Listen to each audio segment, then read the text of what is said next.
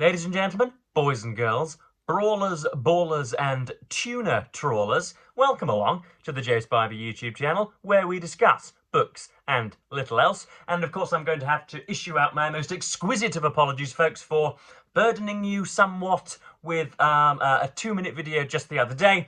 Of course, I was trying to appeal to the high and the mighty, to the courtly and all of those festooned in gold, who are also doubling as the judges for a young writers competition, a young writers contributor program. They are vetting candidates as we speak, I do believe, and essentially a successful applicant will benefit from those guys acting as ergo-between. So up until now, I have been badgering the good and the great and the grandees of the Telegraph and the Spectator and the New York Review of Books and the London the Times Literary Supplement and very, very many other lesser publications, lower publications with fewer readers, and I have not been ever so successful. Obviously, I've got my place as a flagship non-fiction book critic for the US Literary Journal Open Letters Review, but I should like to earn bounteous coin for my eloquent writing, rather than just a few thumbs up from you fine Yanks over in Lord knows where. So the Writers Contributor Programme will hopefully be something of a springboard. They will say, hi-ho, Mr. Randomly Generated Surname at the Telegraph. I know you've probably been badgered by this young centre-parted nerk on 3 or 4 occasions, but he's just won a competition with us, and we'd quite like it if you would, let him, rebuke society in the form of a 1,000-word allotment in a fine column for you. So hopefully, if indeed I am successful, that's what will happen. And before we get into the subject of the book in today's video, along with my very, very, very keen and willing and accommodating amanuensis Winnie the Pooh, we have the return of the hot water bottle, folks. This was in danger of becoming a kind of distracting stereotype on this channel way back when in the woods of winter 2023, but it indeed is back with a slight difference. We have the faithful hot water bottle here, purchased from Boots, but I assume that other beauticians are of course available. But yeah, this was purchased from Boots. This is my nice pink hot water bottle. Flesh pink, is it? Or it's more slapped flesh pink, isn't it, rather than just pink on its own in isolation. But yeah, this is my lovely hot water bottle, which is currently filled with, shall we say, lukewarm water rather than boiling stuff. But you will notice, as we have unclothed it, and is now out of its dishabille, we have a small little vest. Now, who indeed do you think was occupying this little vest 21 to 22 years ago? That's right, when Joseph Edward was not even an ankle biter yet, when he was just browning nappies with his refuse, he was indeed as I say, occupying this tiny vest. So yes, my grandmother handed this to me the other week, and so yes, this is the vest that I used to be. Can you believe that such a pillar of demonstrable masculinity used to fit inside of a letterbox, essentially, in this tiny vest? So yes, there's the hot water bottle, and I am clothing it in my childhood vest. So yes, that I think is just about as big a throat clearing as is required for today's video, so let us get into the gristle, as we call it. So today we are looking at P.G Wodehouse's Life at Blandings. This is a book published by Penguin, obviously a collection of Wodehouse's beautiful farces, and this was originally published, this book was published, again, I really should acquire the years and the dates before doing so. This collection was first published in 1981, so for those of you that aren't 50 years of age, this will have come out within your lifetimes, but the stories in here are well in excess of 100 years old, which is very, very, very, very difficult to countenance or to face, or you struggle to square that circle in your mind. I have extolled the virtues of P.G Wodehouse very many times on this channel. I've dedicated, I think, an entire video to Right Ho Jeeves, I believe it was, that I wrote. But this is another quadrant of his oeuvre. How many vowels can we squeeze into a word in the English language? This is another quadrant of his oeuvre.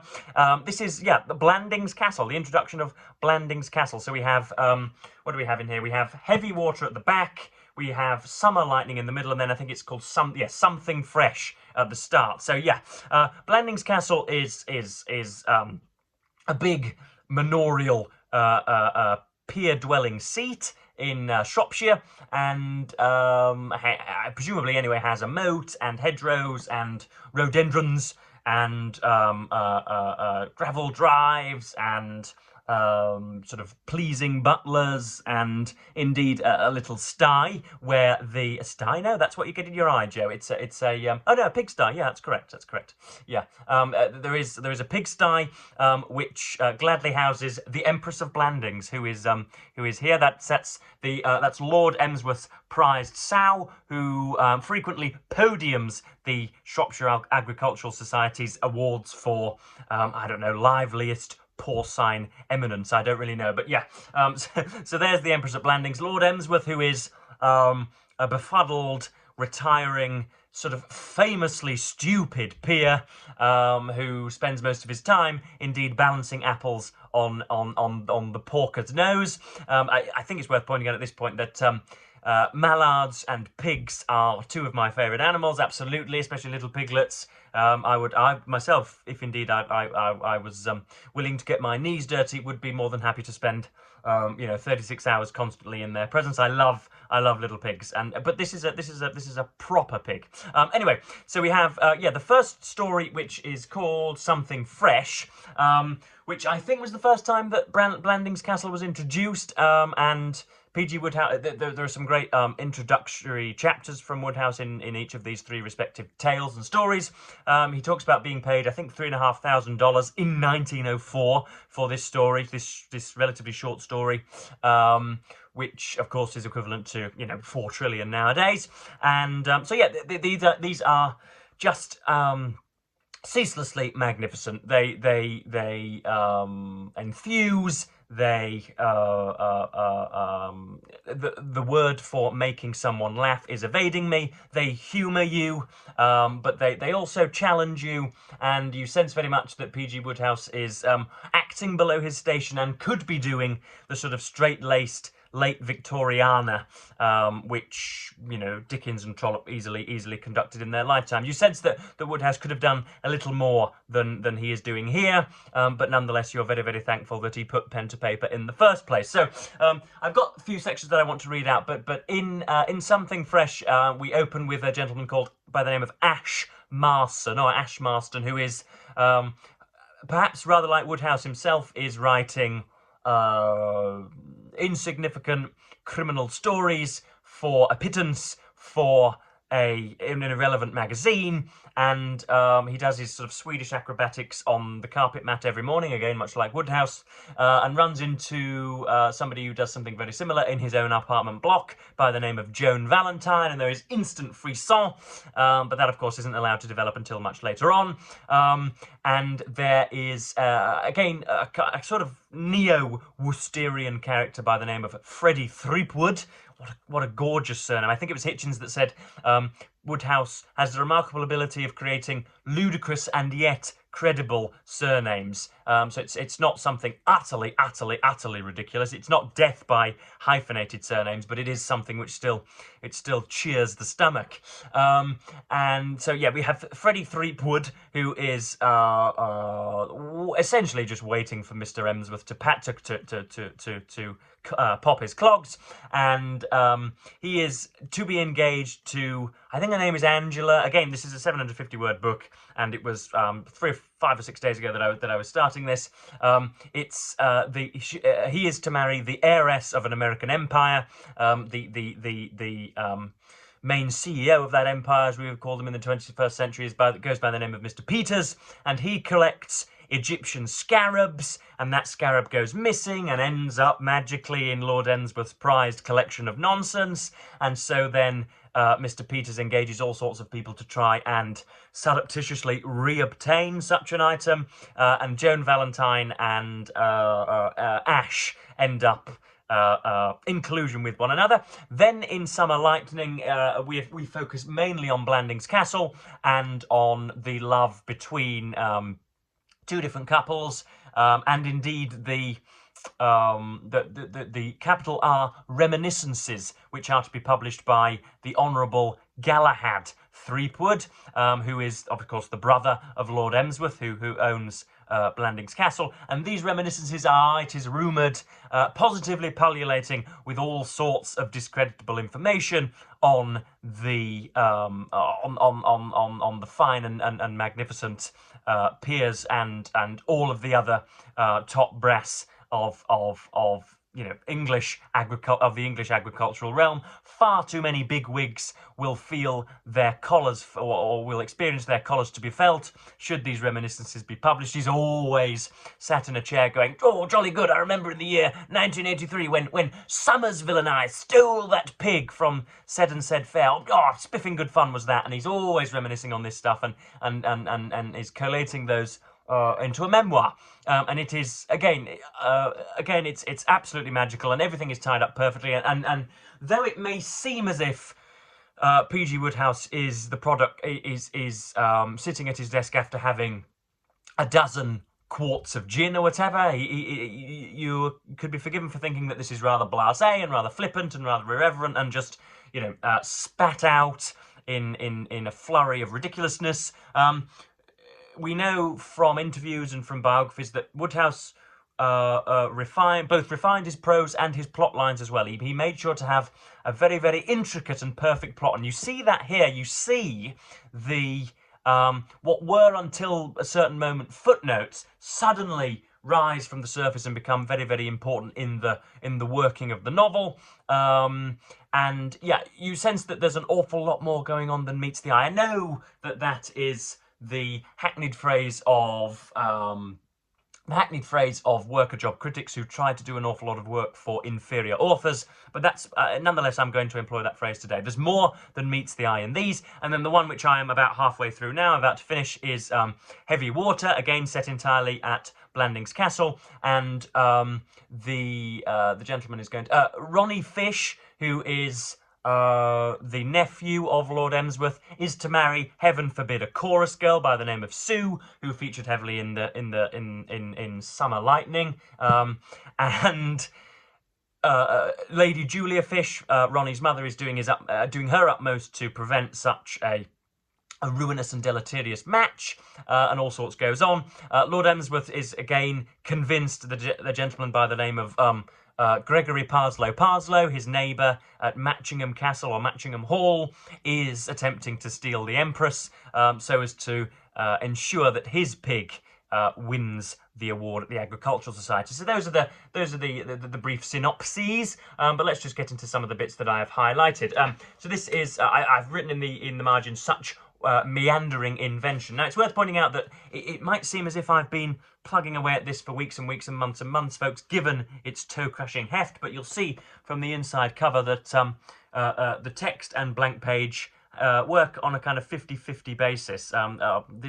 This book really is much bigger than it ought to be. But anyway, this is Wodehouse talking about Simpson's, which is in the Strand, which is a restaurant, and this is just a paragraph showing his hyperbolic descriptions to their utmost. Simpson's in the Strand is unique. Here, if he wishes, the Briton may, for the small sum of $50, stupefy himself with food. The god of fatted plenty has the place under his protection. Its keynote is solid comfort. County clergymen, visiting London for the annual Clerical Congress, come here to get the one square meal which will last them till next year's Clerical Congress. Fathers and uncles with sons or nephews on their hands rally to Simpson's with silent blessings on the head of the genius who founded the place. For here only can the young boa constrictor really fill himself at moderate expense. Militant suffragettes come to it to make up leeway after their last hunger strike. So that's that's him talking about a plentiful restaurant, I am sure.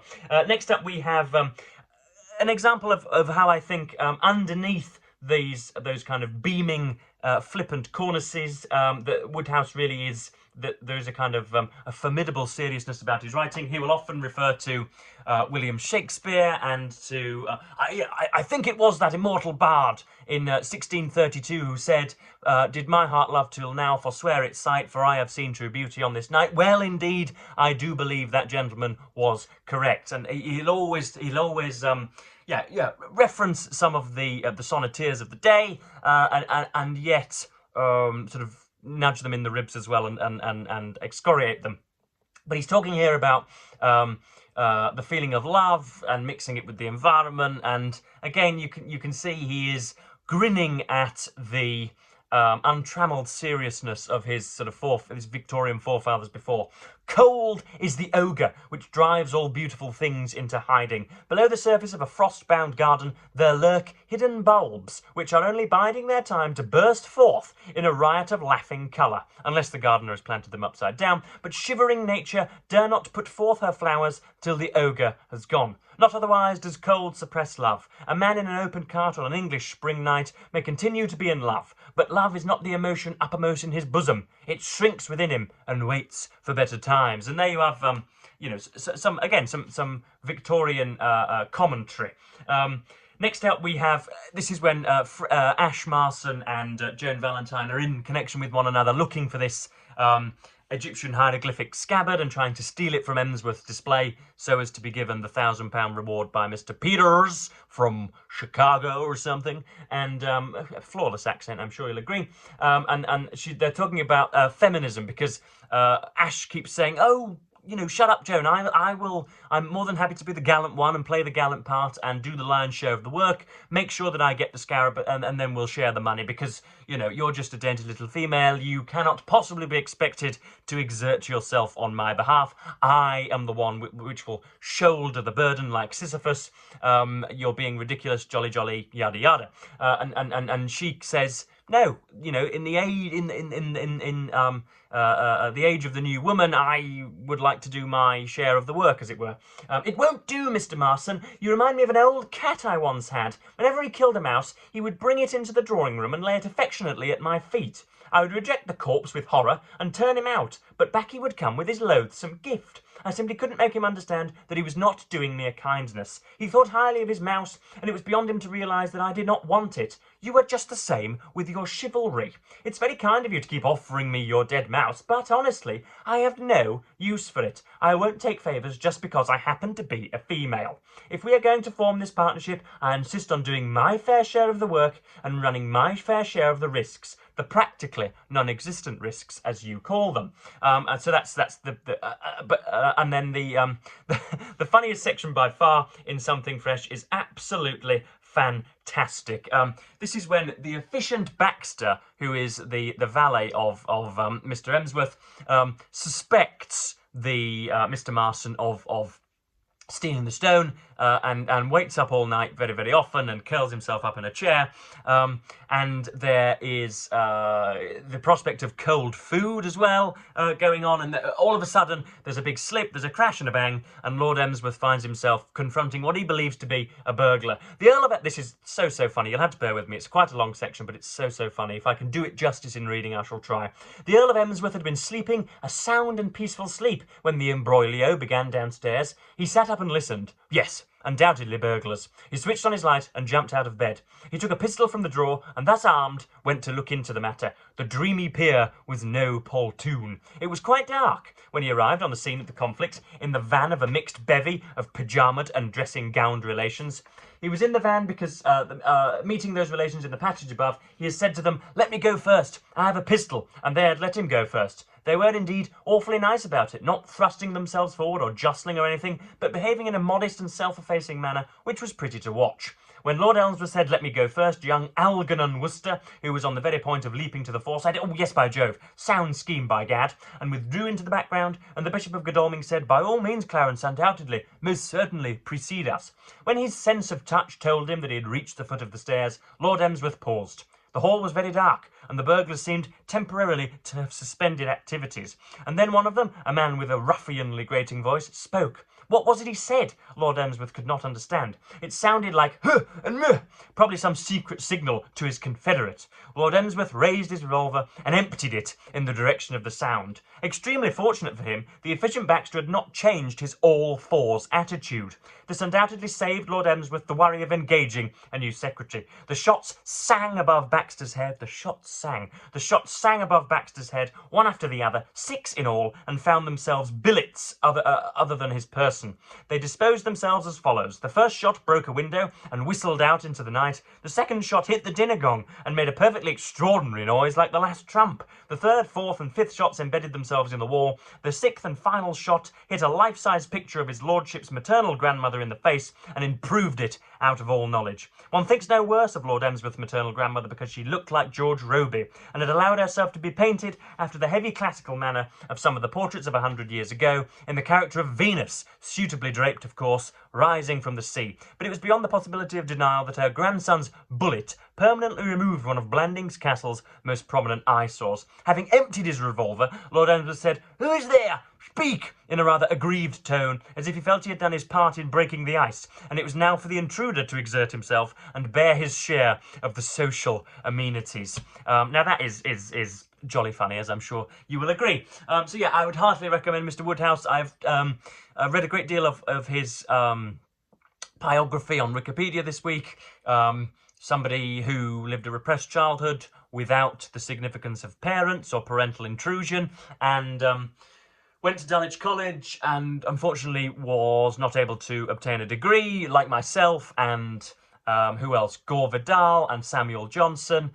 He lived to be one of the finest writers of his generation, and yet did not have any letters after his name as a result of graduating from a degree. So like myself and many others, we are proving that the academy is not a necessary prerequisite to authorial success.